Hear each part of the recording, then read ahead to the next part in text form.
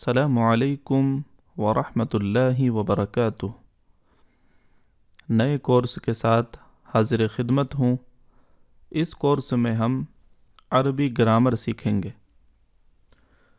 کوئی بھی کورس شروع کرنے سے پہلے یا اس طرح کی کلاس جوائن کرنے سے پہلے ہمارے ذہن میں ایک سوال پیدا ہوتا ہے کہ ہم یہ کورس کیوں کریں یا ہم یہ زبان یا لینگویج کیوں سیکھیں۔ تو سب سے پہلے اس کی وضاحت میں کر دوں کہ ہم عربی زبان کی گرامر سیکھیں گے، یعنی کچھ نحو اور کچھ صرف کے کچھ قواعد ہم سیکھیں گے جس کا کمبینیشن گرامر کہلاتا ہے۔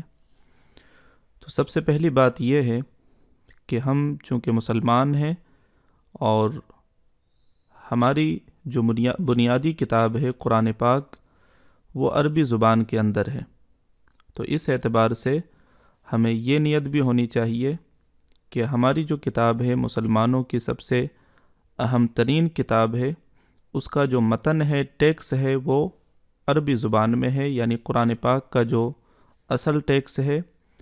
اسی طرح حدیث نبوی کا جو ٹیکس ہے وہ بھی عربی زبان کے اندر ہے، اور شریعت مطہرہ کی جو اصل کتابیں ہیں وہ عربی زبان کے اندر ایک اہم ذخیرہ موجود ہے۔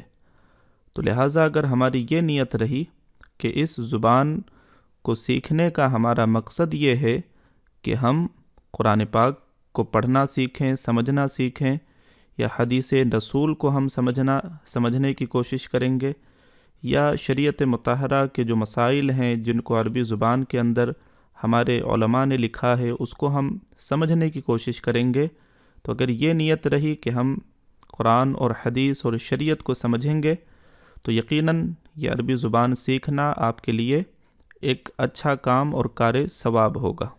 اب ہم اس کورس کو شروع کرتے ہیں جو عربی گرامر کا کورس ہے۔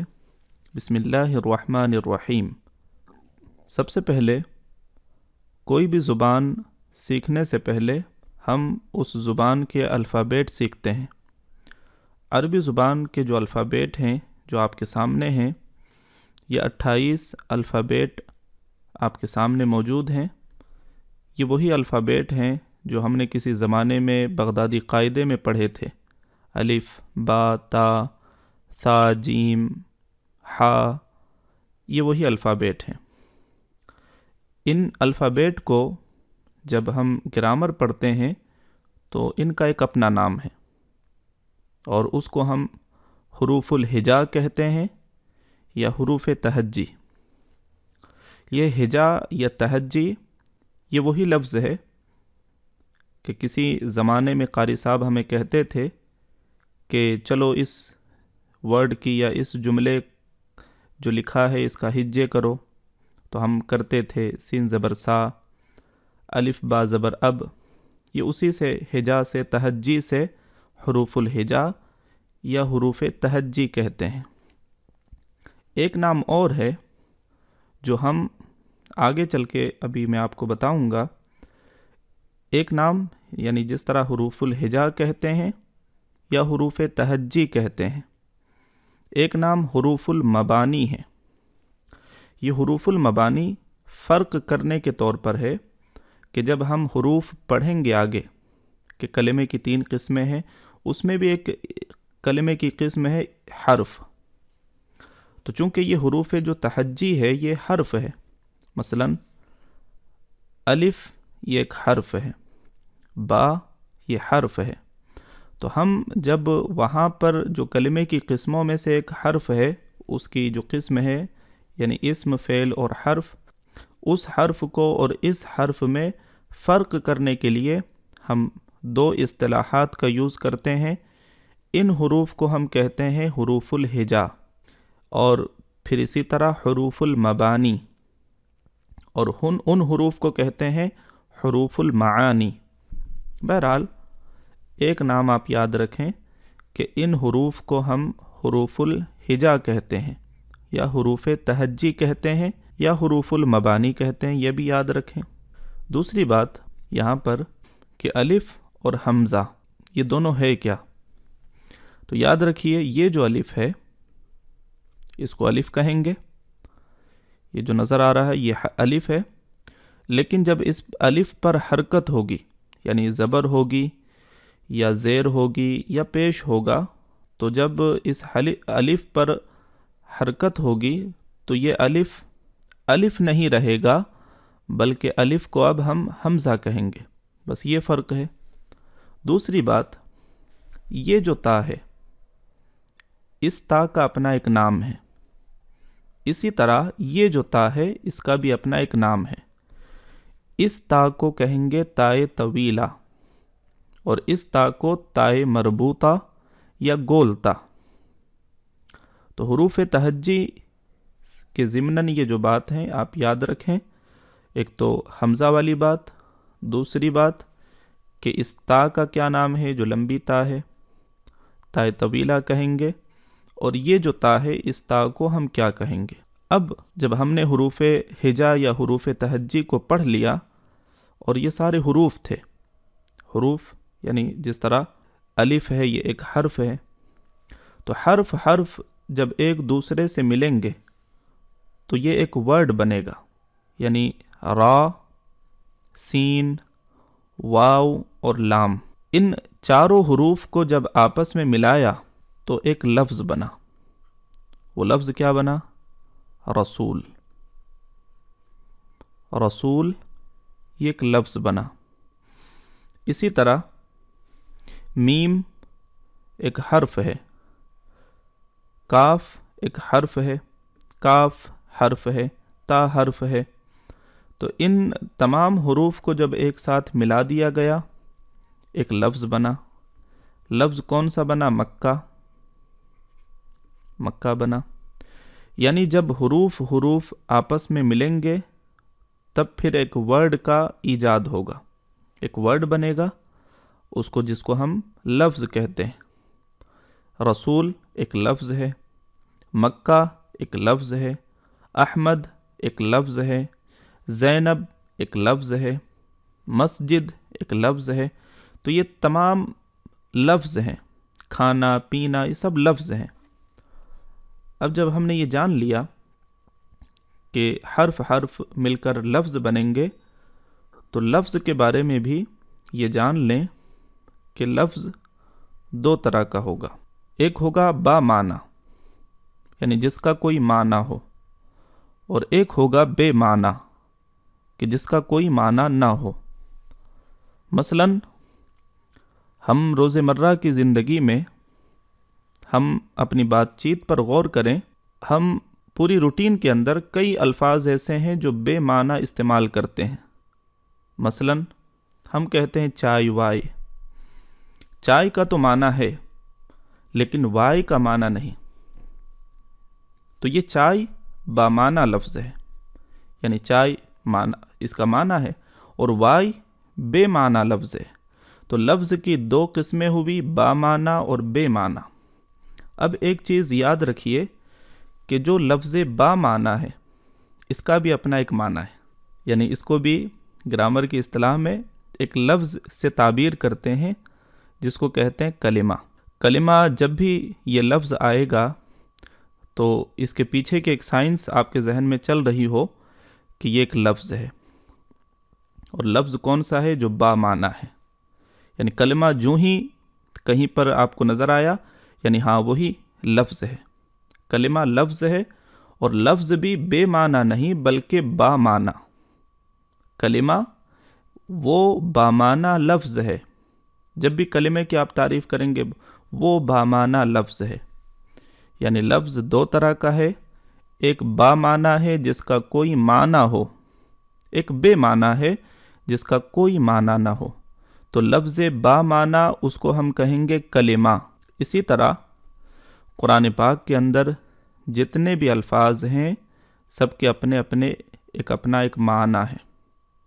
یہ بات الگ ہے کہ ہر شخص کو ہر کلمے کا معنی معلوم نہ ہو، سب کی سمجھ ایک جیسی نہیں ہے۔ حروف مقطعات ہیں، ان کا بھی اپنا ایک معنی ہے، لیکن اللہ اور اس کے رسول بہتر جانتے ہیں۔ تو قرآن کریم کے اندر جتنے بھی حروف ہیں کوئی بھی بے معنی نہیں ہے، سب با معنی ہے اور سب کلمہ ہیں۔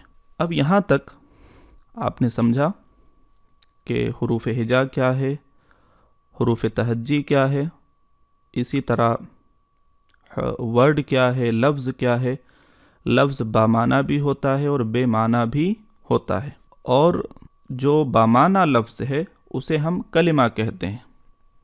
اب کلمہ کی 3 قسمیں، جس طرح میں نے حروف ہجا کو پڑھاتے وقت اشارہ دیا تھا کہ یہ کلمے کی 3 قسمیں ہیں۔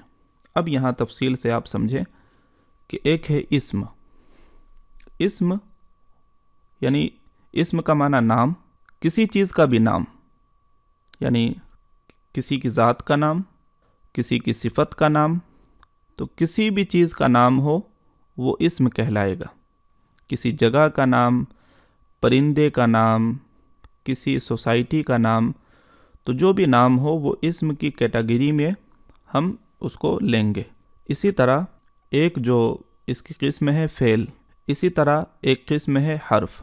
تو اب یہاں پر بھی ایک حرف آیا، اور حروف ہجا میں بھی وہ حروف جمع ہے، حرف کی جمع حروف، تو وہاں پر بھی حرف آیا، یعنی دونوں حرف کا ٹکراؤ ہوا، تو دونوں میں فرق کرنے کے لیے، یعنی ڈیفرینٹ کرنے کے لیے ہم کیا کرتے ہیں، اس حروف کو ہم نے کہا حروف المبانی، اور اس حروف کو ہم نے کہا حروف المعانی۔